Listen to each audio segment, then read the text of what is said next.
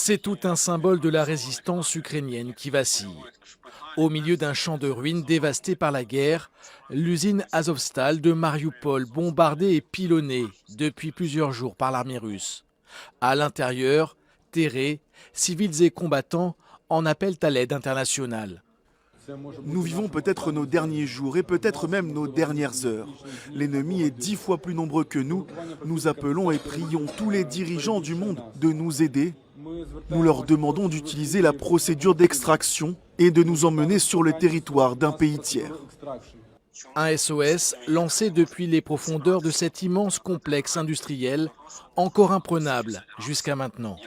Les enfants qui vivent ici veulent voir le soleil, veulent vivre, ils ont besoin d'aide, ils doivent être sauvés.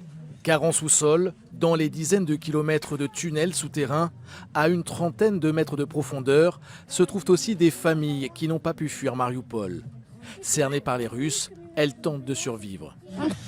Quand ils nous bombardent, les murs tremblent autour de nous.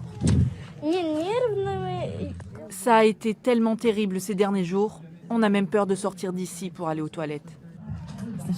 Au début, nous avions des réserves pour manger. On nous disait que l'on pourrait tenir 1 an, puis ça a été 1 mois, et maintenant on ne sait pas.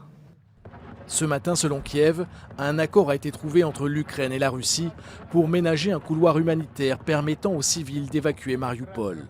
Quelques heures pour tenter de fuir l'enfer.